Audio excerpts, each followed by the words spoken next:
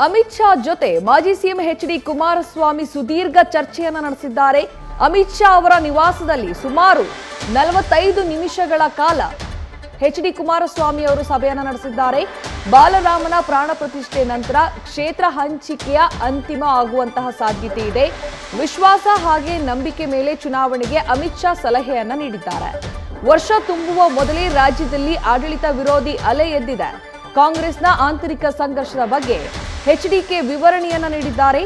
ರಾಜ್ಯ ರಾಜಕೀಯ ಬರ ಪರಿಸ್ಥಿತಿ ಸೇರಿ ವಿವಿಧ ವಿಷಯಗಳ ಬಗ್ಗೆ ಈ ಒಂದು ಸಭೆಯಲ್ಲಿ ಚರ್ಚೆ ನಡೆಸಲಾಗಿದೆ.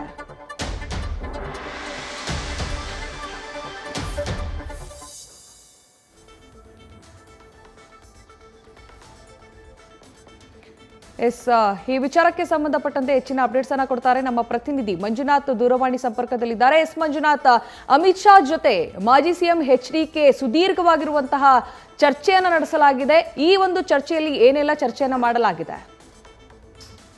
ಪ್ರೀತಿ, ಏನು ಜೆಡಿಎಸ್ ಬಿಜೆಪಿ ಮುಂದಿನ ಲೋಕಸಭಾ ಚುನಾವಣೆಯಲ್ಲಿ ರಾಜ್ಯದಲ್ಲಿ ಹೆಚ್ಚಿನ ಸ್ಥಾನಗಳನ್ನು ಗಳಿಸಬೇಕು ಅನ್ನೋ ನಿಟ್ಟಿನಲ್ಲಿ ಈಗಾಗಲೇ ಮೈತ್ರಿಯನ್ನ ಮಾಡ್ಕೊಂಡಿದೆ. ಆದ್ರೆ ಸೀಟು ಹಂಚಿಕೆ ಬಗ್ಗೆ ಈಗಾಗಲೇ ಮೋದಿ ಅವರ ಜೊತೆ ಒಂದು ಸುತ್ತಿನ ಮಾತುಕತೆಯನ್ನ ಮಾಡಿರುವಂತಹ ಮಾಜಿ ಮುಖ್ಯಮಂತ್ರಿ ಎಚ್.ಡಿ. ಕುಮಾರಸ್ವಾಮಿ ಅವರು ನಿನ್ನೆ ಏನು ಬಿಜೆಪಿಯ ರಾಷ್ಟ್ರೀಯ ಅಧ್ಯಕ್ಷರಾಗಿರುವಂತಹ ಜೆ.ಪಿ. ನಡ್ಡಾ ಜೊತೆಗೆ ಕೇಂದ್ರ ಗೃಹ ಸಚಿವರಾಗಿರುವಂತಹ ಅಮಿತ್ ಶಾ ಅವರನ್ನ ಭೇಟಿ ಮಾಡಿ ಸುಮಾರು 45 ನಿಮಿಷಗಳ ಕಾಲ ಒಂದು ಚರ್ಚೆ ನಡೆಸಿರುವಂತದ್ದು.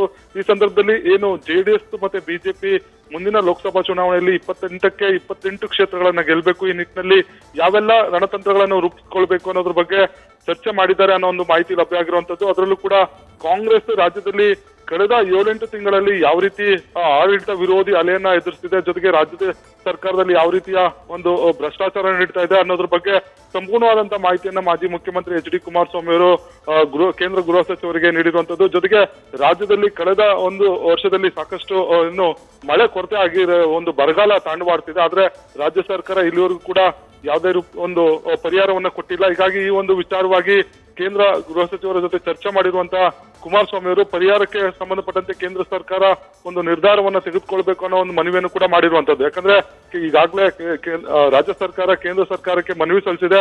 ಪ್ರಧಾನಿ ನರೇಂದ್ರ ಮೋದಿ ಅವರನ್ನು ಕೂಡ ಮುಖ್ಯಮಂತ್ರಿ ಭೇಟಿ ಮಾಡಿ ಮನವಿಯನ್ನು ಮಾಡಿದ್ರು. ಆದ್ರೆ ಹೈ ಲೆವೆಲ್ ಒಂದು ಕಮಿಟಿ ಮೀಟಿಂಗ್ ಆಗ್ಬೇಕು. ಆ ಒಂದು ಮೀಟಿಂಗ್ ಕೇಂದ್ರ ಗೃಹ ಸಚಿವ ಅಮಿತ್ ಶಾ ನೇತೃತ್ವದಲ್ಲೇ ನಡೀಬೇಕಾಗಿರುವಂತದ್ದು. ಹೀಗಾಗಿ ಅವರು ಕೂಡ ಮನವಿ ಮಾಡಿಕೊಡಲಾಗಿದೆ. ಜೊತೆಗೆ ಬಿಜೆಪಿ ಮತ್ತೆ ಜೆಡಿಎಸ್ ಏನು ಲೋಕಸಭಾ ಚುನಾವಣೆಯಲ್ಲಿ ಯಾವ ರೀತಿ ರಣತಂತ್ರಗಳನ್ನ ಮಾಡಬೇಕು, ಜೊತೆಗೆ ಅಭ್ಯರ್ಥಿಗಳನ್ನ ಯಾರೆಲ್ಲ ಹಾಕಿದ್ರೆ ಸೂಕ್ತವಾಗಿ ಗೆಲ್ಬಹುದು, ಜೊತೆಗೆ ರಾಜ್ಯದಲ್ಲಿರುವಂತಹ ಪರಿಸ್ಥಿತಿ ಏನು ಅನ್ನೋದ್ರ ಬಗ್ಗೆ ಸಂಪೂರ್ಣವಾದಂತಹ ಚರ್ಚೆಗಳನ್ನ ನಿನ್ನೆ ಮಾಡಿರುವಂತದ್ದು. ಇನ್ನು ಸೀಟು ಹಂಚಿಕೆ ವಿಚಾರವಾಗಿ ಸಂಬಂಧಪಟ್ಟಂತೆ ಇನ್ನು ಸದ್ಯಕ್ಕೆ ಯಾವುದೇ ರೀತಿಯ ತೀರ್ಮಾನ ಆಗಿಲ್ಲ. ಜೊತೆಗೆ ಏನು ಅಯೋಧ್ಯೆಯ ಒಂದು ಏನು ರಾಮಲಲ್ಲಾ ಮಂದಿರ ಸ್ಥಾಪನೆ ಇದೆ, ಅಂದ್ರೆ ಆ ಒಂದು ಕಾರ್ಯಕ್ರಮ ಮುಗಿದ ಮೇಲೆ ಮತ್ತೊಮ್ಮೆ ಜೆ.ಪಿ. ನಡ್ಡಾ ಜೊತೆಗೆ ಅಮಿತ್ ಶಾ ಜೊತೆ ಚರ್ಚೆ ಮಾಡಿ ಒಂದು ಟಿಕೆಟ್ ಅಂತಿಮಗೊಳಿಸೋಣ ಅನ್ನೋ ಒಂದು ತೀರ್ಮಾನಕ್ಕೆ ನಿನ್ನೆ ಸಭೆಯಲ್ಲಿ ಬಂದಿರುವಂತದ್ದು. ಈ ಸಭೆ ಸಾಕಷ್ಟು ಮಹತ್ವ ಪಡೆದುಕೊಂಡಿತ್ತು. ಯಾಕಂದ್ರೆ ರಾಜ್ಯದಲ್ಲಿ ಕಾಂಗ್ರೆಸ್ ಸರ್ಕಾರ ಏನು 136 ಸ್ಥಾನಗಳೊಂದಿಗೆ ಹೆಚ್ಚಿನ ಒಂದು ಸಂಖ್ಯೆಯಲ್ಲಿ ಒಂದು ಅವರು ಕೂಡ ಕಾಂಗ್ರೆಸ್ ಕೂಡ ಸಾಕಷ್ಟು ಪ್ಲಾನ್ಗಳನ್ನ ರೂಪಿಸ್ಕೊತಾ ಇದೆ. ರಾಜ್ಯದಲ್ಲಿ ಹೆಚ್ಚಿನ ಲೋಕಸಭಾ ಸ್ಥಾನಗಳನ್ನು ಗಳಿಸಬೇಕು ಅನ್ನೋ ಲೆಕ್ಕಾಚಾರದಲ್ಲಿ. ಆದ್ರೆ ಈ ಒಂದು ಕಾಂಗ್ರೆಸ್ ಅನ್ನ ಮಣಿಸ್ಬೇಕಾದ್ರೆ ಯಾವ ರೀತಿ ರಣತಂತ್ರಗಳನ್ನ ಎಳಿಬೇಕು ಮೈತ್ರಿ ಪಕ್ಷಗಳ ಅನ್ನೋದ್ರ ಬಗ್ಗೆ ಸಾಕಷ್ಟು ಸುದೀರ್ಘವಾಗಿ ಚರ್ಚೆ ಆಗಿದೆ ಅನ್ನೋ ಒಂದು ಮಾಹಿತಿ ಲಭ್ಯ ಆಗಿರುವಂತದ್ದು. ಹೀಗಾಗಿ ಇವತ್ತು ಕುಮಾರಸ್ವಾಮಿ ಅವರು ಈ ಕುರಿತು ಒಂದು ಸುದ್ದಿಗೋಷ್ಠಿಯನ್ನು ಕೂಡ ಕರೆದಿದ್ದಾರೆ. ಹೀಗಾಗಿ ಯಾವೆಲ್ಲ ಚರ್ಚೆ ಆಗಿದೆ ಅನ್ನೋದ್ರ ಬಗ್ಗೆ ಮಾಹಿತಿ ನೀಡುವ ಸಾಧ್ಯತೆ ಇರುವಂತದ್ದು. ಪ್ರೀತಿ, ಓಕೆ, ಥ್ಯಾಂಕ್ ಯು ಮಂಜುನಾಥ್ ನಿಮ್ಮೆಲ್ಲ ಮಾಹಿತಿಗಾಗಿ. ನ್ಯೂಸ್ ಫಸ್ಟ್ ನಿರ್ಭೀತಿಯಿಂದ ನಿಮ್ಮ ಪರವಾಗಿ.